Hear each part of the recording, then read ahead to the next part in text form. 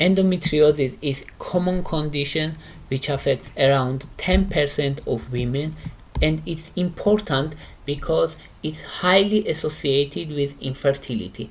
That's why endometriosis is important. And what is the idea of endometriosis? Imagine that this is uterus, and inside uterus we have lining, inner lining of uterus, and it is called endometrium.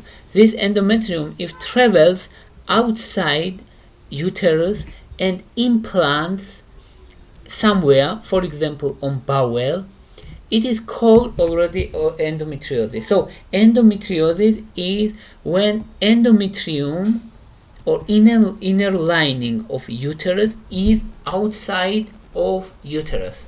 That's the idea. So and what happens and why we have symptoms at all? Because we know that endometrium has its phases and it's cyclic, which means we have endometrium grow, then endometrium break down and bleeding. That's menstrual cycle. And this endometrium here also goes this cycle. But what is different? In case of normal women, healthy women, yes, we have this growth phase, then breakdown, and then bleeding, but it bleeds and exits from body via vagina. But in case of endometriosis, this blood cannot exit from body. So that's problem already. This blood causes inflammation, irritation, and pain of pelvic region. That's why most important symptom of endometriosis is severe pelvic pain. That's why, because this blood stays here, it causes inflammation, it causes irritation and pain. Also, this pain is strongest during menstrual period. When woman has menstrual bleeding, it's more severe because we have bleeding from here also. We have bleeding somewhere outside uterus. That's why we have severe symptoms. Painful intercourse, also important. Painful sexual intercourse.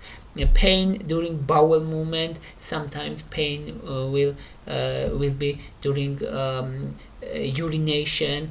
Also long menstruation, long menstrual bleeding, more than 7 days. It's already long menstrual bleeding, and it can be caused by endometriosis. And as we said, it's highly associated with infertility. Almost 40% of endometriosis cases we have infertility, and we have no eventual and ultimate theory how it causes infertility, but possible explanation is endometriosis implants cause adhesions. And how? For example, we have it's fallopian tube. Imagine that it's fallopian tube. Here we have egg, and here we have uterus, and this egg should come here and go through this fallopian tube and go to uterus. Also, sperm should travel, and sperm and egg should meet. And if there is adhesion, they can't meet. That's a problem. So, or adhesion is here, or adhesion is somewhere where it can stop moving of egg or sperm. It causes infertility. So that's the idea. And let's say about causes, we don't know exact cause, but it's highly correlated with genetics. Genetic is important, or family history, and retrograde menstruation is highly accepted theory. What it means? For example, we have menstruation, and in normal menstruation, blood flows towards vagina, and blood exits out of body. But if we imagine that we have retrograde movement of blood and it goes not towards vagina but towards egg, and it travels through fallopian tube and peritoneum, this blood can flow retrograde, and on peritoneum this blood contains also endometrial cells, and these endometrial cells can implant anywhere. And here you can see where they can implant. Most commonly they implant ovaries, fallopian tube, they can implant pouch of Douglas. This part is pouch of Douglas. It's part between rectum and uterus, and they can implant here, and it's frequent part, and peritoneum. Peritoneum is inside abdominal cavity. And now let's say about rare cases.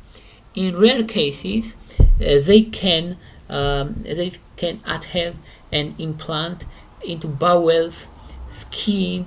It's important, the skin, especially during cesarean surgery. Skin scars they can affect. Also sometimes lungs, sometimes brain, sometimes spinal cord. If they implant into lungs, they can cause shortness of breath and breathing problems, and even coughing up blood. That's why it's important. It's rare, but it's important. And if we say complications, most common complication is infertility. Most serious complication is increased risk of ovarian cancer. It can increase risk of ovarian cancer. Also, of course, in rare cases, it can cause serious problem in lungs, but such cases are very rare. Now let's say about diagnosis. For diagnosis, we use laparoscopy. Via laparoscopy, we can detect areas of endometriosis inside peritoneum or inside other organs such as bowel or ovaries or somewhere. So another important point, that how doctor suspects that it can be endometriosis.